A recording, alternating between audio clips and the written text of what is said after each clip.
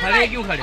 ऐसा हुआ ही नहीं, इनको बचा बचा के हमने कल से रखे लेना, आज के तो हमारे को मारा होगा, कल से हम इनको घर नहीं को खाना कर भाई खा रहे झूठ बोल गए। पुलिस स्टेशन है जो मैं करूँ फोन। शांति, बिल्कुल शांति से, ये बात शांति से हो सकती है। ये दुनिया में कौन क्या रखता है? सबको सुन लेते हैं। हमको हमारी अर्जी उनको टच करनी है तो वो करेंगे, वो तबाह सही दिशा में करानी उसकी पूरी अपने हाथे विस्तार में जिस तरह से बच्चे को गुम होने की या बच्चे कहीं कैनाल में डूबने की खबर सामने आती रहती है, उसके बच्चे डूबने के बाद एक खबर ये भी सामने आई थी कि 2 बच्चे और भी विस्तार से गुम हैं और वो कहीं ना कहीं अजमेर रेलवे स्टेशन से मिल चुके हैं। राहत का सांस लिया है परिवार वालों ने। उसके दूसरे दिन एक खबर ये आती है कि बेटियों को जो है 15 साल की बच्चियों को 5.5 फीट की हाइट होनी चाहिए, ऐसी बेटियों की, ऐसी लड़कियों की जो है एक टोल की तलाश करती है और उसको तांत्रिक विधि के लिए ले जाने के लिए विस्तार के लोग जो हैं गरीब अवस्था में जो जीते हैं, एक पापड़ बटाकी की जो है लारी लगाते हैं, उनसे ये मांग की जाती है कि आपकी लारी पर जो ऐसी बच्ची आती है 5.5 फीट की हाइट हो तो ऐसी लड़की हमें चाहिए, आपको 15 लाख मिलेंगे और 15 लाख हमें मिलेंगे, टोटल 30 लाख। वो लारी वाला पूछ भी रहा है कि 30 लाख देने के बाद 15 लाख लेने के बाद उस लड़की का क्या होगा, तो ये कहा जाता है कि उस लड़की का जो भी हो आपको पैसा मिल जाएगा। ये सारी जो है तमाम बातें क्यों सामने आती है कि मोदी साहब आपके जुमले लोगों के कानों में, लोगों के दिलों में घर कर चुके हैं कि 15 लाख अकाउंट में आएगा, लेकिन वो 15 लाख नहीं आया। तो अब जो जनता है गुजरात की, इंडिया की, भारत की, वो जनता अवैध रूप से 15 लाख हासिल करने के लिए इस तरह के मामले को जो है संगीन अपराधों में जुटती है और ऐसी परिस्थितियाँ सामने आती है। यहाँ पर स्थानीय काउंसिलर जैनब शेख अगर समयसर यहाँ पर नहीं पहुँचती, अगर समयसर ये लोग यहाँ पर नहीं पहुँचते तो यहाँ की परिस्थिति बिगड़ सकती थी। पुलिस प्रशासन के साथ का जो माहौल था आवाम का, वो कहीं ना कहीं घर्षण रूप बन रहा था। सीधा हम जैनब शेख से बात करेंगे, किस तरह का ये पूरा मामला आपने इसको जाना, देखा और क्या कुछ इसमें जानकारी मिली और किस तरह से पुलिस आपके आने के बाद कार्रवाई कर रही है। इसमें मैं यहाँ पर आई, मुझे आप लोगों के ज़रिए मैसेज मिला कि वेजलपुर पुलिस स्टेशन के अंदर मसला खड़ा हुआ है। तो जैसे मुझे पता चला मैं फ़ौरन यहाँ पे आई। मैंने यहाँ पे आके यहाँ के लोकल लोगों से, मेरे विस्तार के, इनसे बात की और अंदर पीआई साहब से भी बात करी, मैंने पीएसआई व्यास साहब से भी बात करी कि साहब ये जो कुछ भी बनाव बना है और साथ में हम देखते ही जा रहे हैं कि लड़कियों के साथ गुजरात में जो माहौल बन रहा है और पूरे भारत देश के अंदर भी सुरक्षा महिला की या बच्चियों की कहीं पे भी नहीं है। और कुछ दिन पहले भी हमने मीडिया में देखा था कि ये तांत्रिक विधि के लिए बच्चों को उठाया जाता है और ये सारी चीज़ें की जाती है। और यही मुद्दा यहाँ पे आज उजागर हुआ है कि ऐसे शख्स कोई बाहर के हैं जो यहाँ के रहवासी नहीं है, नॉन मुस्लिम है, वो हमारे विस्तार में आके उनके लगते वड़कते जो भी होंगे, जो आलू पापड़ की दुकान करते हैं, उसको जाके कहते हैं कि आपके यहाँ कोई बच्ची ऐसी आती हो तो हमें उसका कुछ सेटिंग करा के दे किसी भी तरीके से, तो पैसे मिलेंगे। और पैसे का जो अभी जो माहौल है और जो हालात है वो हिसाब से पैसे के लिए कोई कुछ भी करता है, तो वो पैसे के लिए लालच उनके अंदर आ गई और वो लालच के अंदर उन्होंने आज ये कदम उठाया कि उनको ऐसा हुआ कि मैं किसी और को भी साथ में ले लूँ तो बच्ची को कवर कर पाऊँगा। तो वहाँ पे स्थानिक महिला हैं, उनको उन्होंने बोला कि इस तरह से ये बच्ची का बंदोबस्त करा दो, 5 फुट 6 इंच की होनी चाहिए, उसको विधि में लेके जाने की है और वो ये सब करने का है। और वो महिला एक्टिव है और वो महिला ने फ़ौरन उसके ऊपर ऑब्जेक्शन उठाया और मोहल्ले के अंदर भी सबको बताया। ये बात मैं कल रात की कर रही हूँ, जो मुझे जानने मिला है यहाँ से। कल रात में उनको बिठा के आराम से सब पूछा गया कि भाई क्या है, तो उस दौरान 2-3 लोगों के और नाम खुले और 1-2 नॉन मुस्लिम है जिसके फ़ोन आ रहे थे। और अभी भी लगातार वो बंदा जो यहाँ पे अभी है, जो अंदर बिठाया गया है आरोपी, उसके ऊपर फ़ोन आ रहे हैं।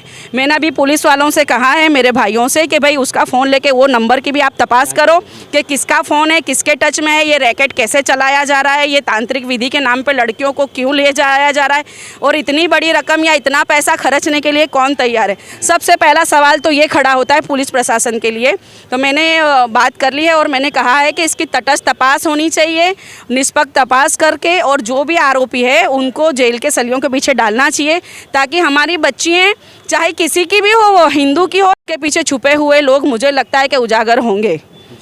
जी, कहीं ना कहीं ये लोग उजागर होंगे, लेकिन उजागर करने में एक जो शख्स की काफ़ी बड़ी भूमिका रही, मेहनत रही। माज हम आपसे बात करना चाहेंगे, क्या कुछ आपको जो है इसमें दिक्कत करनी पड़ी, सामना करना पड़ा? और जो है क्राइम पेट्रोल अगर आप देखते हो, मैं तमाम दर्शकों से कहता हूं तो इस पूरी तरह ये जो मामले को है अंजाम दिया गया है और माज ने एक समय सूचक से अपना दिमाग लगाकर बिल्कुल शांतिपूर्वक इस मामले को जो है उजागर किया। उसमें उनकी पत्नी का और रिश्तेदारों का और जो है मोहल्ले के सोसाइटी के जो लोग हैं उनका काफ़ी साथ सहकार रहा है। कैसा ये पूरा मामला क्रिएट हुआ और उसके बाद जब आपको पता चलता है तो किस तरह से आपने स्टेप बाय स्टेप इस मामले को उजागर किया? हम दोपहर में गए ये भाई से बात करने, समीर भाई से, कि भाई ये क्या मामला है, लड़की का बोलते हो तुम?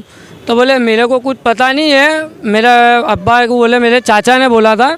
मैं और ये जुबेर भाई हम लोग गए इनकी लारी पे बात करने, तो वहाँ पे भी इनके पप्पा ने कबूलात करी। बोले मेरा भाई बोलता है, बोले वो गांडा है, वो डर गया है। मेरे गुस्से में था, मैंने फ़ोन पे बोल दिया तो फ़ोन स्विच ऑफ करके चला गया। फिर इसके चाचा को लेके हम लोग मस्जिद के इमाम साहब को लेके बैठे, वहाँ केटली पे सीसीटीवी फुटेज भी है वो चीज़ की, झूठा आरोप भी है इनका कि बंदक बने। मस्जिद के इमाम साहब का क्या रोल रहा? मस्जिद के इमाम साहब ने भी सब तफ्तीश करी इनसी के, बोले क्या है तहकीक करी सब कि क्या ऐसा कुछ करा कि नहीं करा। तो इमाम साहब का तो उसमें कोई रोल है ही नहीं, खाली वो बैठे थे। हमने इसके लिए बिठाया था क्योंकि बड़े बुजुर्ग बैठेंगे तो सही रहेगा, हम उनकी बात लेके चलिए सही रहेगा। और इमाम साहब को बिठाया भी इसलिए कि इन पे कोई गलत हाथ चालाकी भी नहीं करी, कोई गाली गलौज भी नहीं करे। इस मामले को पूरा शांतिपूर्वक जो है कानून प्रक्रिया के तौर पे कानून के प्रक्रिया के तौर पे किया गया है। और ये बंदे को यही लोग लेके आए हैं। हमने ऐसा बोला था कि इनको बोलो, इन्होंने बोला उसको कि छोकरी मिल गई है, अब किधर लानी है। इसी कॉल करवाया कि भाई तू जो नंबर पे फ़ोन आ रहा है वो नंबर पे फ़ोन लगा। उसने फ़ोन लगाया सामने, वो सामने लड़के को ऐसा बोला कि भाई लड़की मिल गई है। तो उसने बोला हाँ, जो लड़की तो चाहिए 5 फुट 6 इंच की वो मिल गई है, तो आके ले जा। तो उसने बोला ठीक है मैं एड्रेस देता हूँ, आ जाओ। उसने एड्रेस भी दिया और बार बार कॉल कर रहा भी, नंबर भी है, उसकी रिकॉर्डिंग भी है अभी हाल। तो कहाँ बुलाया था आपको? कहाँ बुलाया था? कोई एड्रेस दिया उसी कंपनी के अंदर, और आप रिकॉर्डिंग सुन सकते हैं, क्लियर आवाज आएगा उसमें आपको। इसको देव भाई करके कोई का फ़ोन आया है। हम लोगों ने जब इसको बिठा के रखा था तो इनने लाउड स्पीकर पे सबके आगे बात करी है देव भाई से। बोले लड़की मिल गई है, कहाँ पे लाऊं? तो बोले अभी मैं फैक्ट्री में हूँ, नरोड़ा पाटिया। बोले तुम लेके आओ लड़की को। अच्छा, और पैसे की कुछ बात हुई आप लोगों की? पैसे की बात ऐसी करी थी कि वो जो आलू पापड़ वाला है उसके पप्पा ने कि विधि हो जाएगी, 1 घंटे अपने साथ में बैठेंगे, विधि हो जाएगी, विधि के बाद कैश पैसा मिलेगा, कैश पैसा मिल जाएगा, 1 घंटे का ही काम है बोले। उसके बाद क्या हुआ आप लोगों ने फिर? हम लोग इनको लेके आए, इनको बिठाया। इनके चाचा ने बोला कि मैं आगे वाले को भाई बुला लेता हूँ। बोले मेरे को भी उसने ही बोला है। बोले हम लोग 8 जन साथ में काम करते हैं। तो वो तो आने के लिए मना कर रहा था, आप लोगों ने ये भी कहा कि भाई लड़की के माँ बाप आपको देखना चाहते हैं, फिर आपको बेटी सौंपेंगे। इस तरह से समझा कि पेमेंट की जो बात है तुम वो लड़की के घर वाले से कर लो, क्या पेमेंट किस तरह दोगे, वो बात करने भी आ रहा था। इसको वो बहाने से हम लोग उधर लेके आए पेमेंट की बात करने के लिए। पुलिस बुलाई। पुलिस थाने में जब आए तो आपके ऊपर क्या कुछ पुलिस ने, प्रशासन ने साथ सका? यहाँ मैं आया ऐसे ही, पहले सबसे पहले तो मेरे को ही बिठा लिया। बोले मैं हमारा टाइम वेस्ट होता है, बोले बिन बात का ये केस है, कुछ एविडेंस है नहीं, वीडियो है तो बोले वीडियो में छोकरी का जिक्र नहीं है, ये करके बोले तेरे पे केस बनाऊंगा, ये करूंगा। मेरा कॉलर पकड़ा, मेरे को भी ये पहले बिठा लिया था। तो अभी ये मिलने वाले आए हैं तो मेरे को अभी बाहर आने दिया है, नहीं तो मेरे पे आगेवानों का कैसा सहकार मिला? जेना पापा का बहुत अच्छा सहकार मिला है। उनको कॉल किया फिर वो तुरंत आए? तुरंत आ गए थे वो, अभी भी खड़े हुए ही है।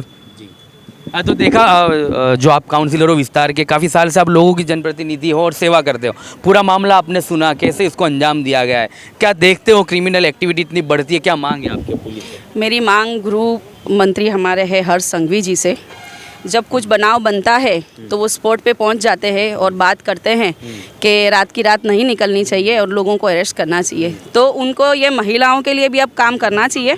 उनको ये आदेश देना चाहिए पुलिस प्रशासन को कि भाई 24 घंटे नहीं होने चाहिए और इसकी तपास पूरी होनी चाहिए। और इसके अंदर जो सरगना मिले हुए हैं, इस तरह से बच्चियों को ले जाया जा रहा है, ख़रीदा जा रहा है, बेचा जा रहा है विधियों के नाम पर, इसकी तपास पूरी होनी चाहिए। मैं आपके माध्यम से हर्ष संघवी जी को कहना चाहूँगी इसकी तपास निष्पक्ष हो, इसके आप आदेश दें। जी, इसकी तपास निष्पक्ष हो, हर संघवी गृह मंत्री से भी आदेश किए गए हैं, लेकिन तपास इस तरह की हो कि सुबह के सूरज किरण निकलने से पहले आरोपी को पकड़ लिया जाए। ऐसे यहाँ की काउंसिलर जैनब शेख AIMIM से आते हैं, उनकी मांग है। आने वाले दिनों में देखा जाएगा किस तरह इस मामले को पुलिस देखती है, कितने आरोपियों को गिरफ्त में लेती है और विस्तार के आगे वालों के साथ साथ जो है आवाम है उनको कितना जो है साथ मिलता है और उनको इंसाफ और न्याय मिलता है।